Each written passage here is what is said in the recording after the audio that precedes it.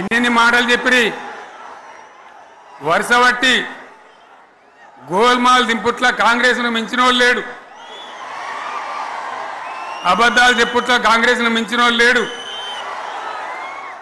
ఎన్ని చెప్పిరి ఇక్కడ ఉన్నోళ్ళు జాలరని ఉన్న గాంధీలు లేని గాంధీలు డూప్లికేట్ గాంధీలు అంతా ఢిల్లీకి వెళ్ళి కూడా దిగిరి, చప్పట్లు కొట్టి డాన్సులు చేసిన స్టేజీల మీద. ఒకటి చెప్పిండ్రా ఏమిత్తాడా కేసీఆర్ రైతు బంధు 10,000 ఇస్తాడు, మేము 15 ఇస్తాం చెప్పిండ్రా? చెప్పిండ్రా లేదా? చెప్పిండ్రా? ఇచ్చుడు కాదు చెప్పిండ్రా? 10,000కు 15,000 ఇస్తామని అన్నారా? కేసీఆర్ పెన్షన్లు 2,000 ఇస్తాడు, మేము 4,000 ఇస్తాం చెప్పిండ్రా? ఇంకేం చెప్పిండ్రు? కేసీఆర్ ఇంత ఇద్దరుంటే ఒకరికే ఇస్తాడు, మేము ముసలికి ఇద్దరికి ఇస్తాం చెప్పిండ్రా? చెప్పిండ్రా లేదా? అన్న మీరు మధ్యన్న వాళ్ళు చెప్తలేరు చెప్పిండ్రా? ఇవన్నీ కాంగ్రెస్ వాళ్ళు చెప్పిండ్రా? చెప్పిన వాళ్ళు ఒకసారి చేయలేవటారు దయచేసి.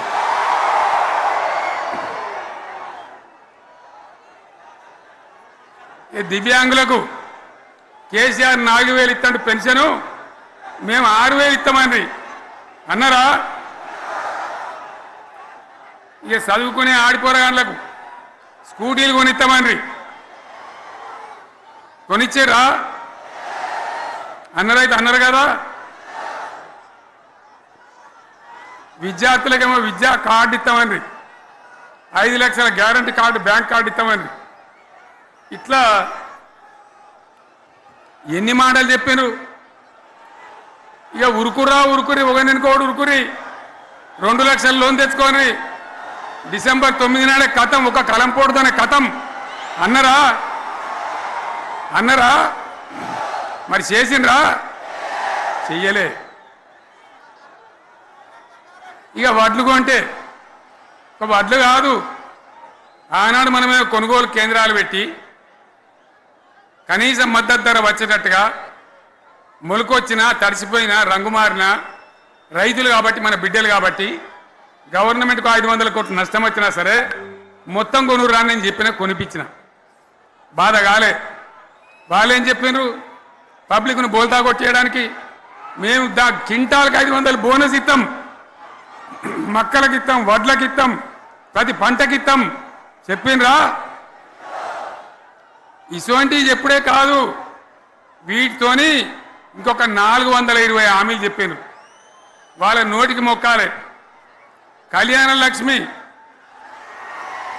కేసీఆర్ 1,00,000 రూపాయలు ఇస్తాడు, మేము వస్తే తులం బంగారం కూడా కల్పిస్తామండి అన్నారా? ఏమన్నా నత్తందా?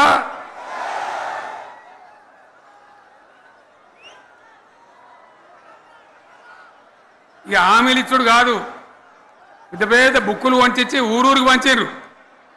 ఇక సిగ్గులేక ఊళ్ళ పంట తిరిగి బాండ్ పేపర్లు రాసిచ్చారు, బాండ్ పేపర్లు ఇంటికి తిరిగిండ్రు చెప్పిండ్రా? చాలా మంది అడిగిండ్రు. మరి మీరు అడ్డగోలు చెప్తున్నారు, అడ్డం పొడుగు చెప్తున్నారు, ఎటువంటి అడ్డ చెప్తున్నారు, యాడికెళ్ళి ఇస్తారా భయ అని అడిగిండ్రు, పేపర్ వాళ్ళు అడిగిండ్రు. ఇప్పుడు ఆర్థిక మంత్రి ఉన్నాయన టీవీలలో చెప్పిన ఆయన ఇస్తాం చేసి చూపిస్తాం, మాది పేద పార్టీ, 120 ఏళ్ళ అనుభవం ఉన్న పార్టీ, మమ్మల్ని మించిన సిపాయిలు లేరు అని ఒకటి జబ్బలు తరిచే ఒకటి మెడలు తరిచే డైలాగుల మీద డైలాగులు కొట్టి మేము ఇచ్చేస్తామన్నారు. ఇచ్చిండ్రా? ఇయ్యలే. రుణమాఫీ చేయలే. మధ్యలో పార్లమెంట్ ఎలక్షన్లు వచ్చినాయి. అప్పుడు నాకు కాలు ఇరిగింది, మెంటుకుంటున్నాం, మళ్ళీ నేను బయలుదేరిన. ఆ దెబ్బకి ఏం చేసిండ్రు? తెలంగాణలో ఎన్ని దేవుళ్ళు ఉన్నాయో అన్ని దేవుళ్ళ మీద ఒట్లు పెట్టుకున్నారు. పెట్టిండ్రా? బహిరంగ సభలలో ఆడిడ కూడా కాదు. ఇన్ని మాటలు చెప్పి ప్రజల్ని ఏమార్చింది. ఒక ఉచిత బస్ అని పెడితే అది జుట్లు పట్టుకొని కొట్టుకుంటానికి మనకత్తాను తప్ప ఏమనికి ఉపయోగపడ్డది లేదు. ఆ మహిళలే అంటారు మాకు ఎందుకు ఉచిత బస్ దరిద్రం, మాకు అవసరమే లేదు అంటాను. అటువంటి ఒక్క పథకం పెట్టి ఇక ఇప్పుడు మళ్ళీ పెద్ద నోరు పెట్టుకొని వాళ్ళే మాట్లాడతారు. అంటే ఆ అంటే మాట్లాడతారు, అబద్ధాలు చెప్తారు. మాట్లాడితే బీఆర్ఎస్ వాళ్ళ మీద నింద, మాట్లాడితే కేసీఆర్ మీద నింద. ఇది ఒక అలవాటు చేసుకొని ఎవరికి నోరుంటే వాంతే లెక్క అనే పద్ధతిలో అడ్డమైన మాటలు మాట్లాడుతూ చాలా ఘోరంగా మోసం చేస్తూ ఉన్నారు. ఎట్లున్నదంటే కాంగ్రెస్ వాళ్ళు చెప్పింది చాలా సిపాయిలం, మా అంత సిపాయి లేడండి. లేదంటే జనం నమ్మితిమి, ఆశపడ్డాం కదా, నమ్మి బోల్తా పడ్డాం కదా, గల్లంత అయినాం కదా. ఒక ఊళ్ళే మొలక నాట్లేసే టైం వస్తే అలుకుడు చేస్తాను, బడ్డాలుతాను. మొలకకు అలుకుడు చేస్తాం కదా, తుకాలు పోయేమా. పెద్ద మొగోడని కొన్ని పిలిచిరట. మొగోడని మొలకాల్చడానికి పిలిస్తే ఎలుక పిల్లని చూసి ఎల్లంకర పడ్డాడు. ఇక మా అంత సిపాయిలు లేరు, మేము తెచ్చే ఇస్తాం, 6 సందమామలు పెడతాం, 7 సూర్యులు పెడతాం అని నమ్మబలికి ప్రజలను దగా చేసి మంచిగున్న తెలంగాణ నాగం పట్టించి ఓట్లు వేయించుకొని ప్రజలను మోసం చేసిండ్రు, దగా చేసిండ్రు.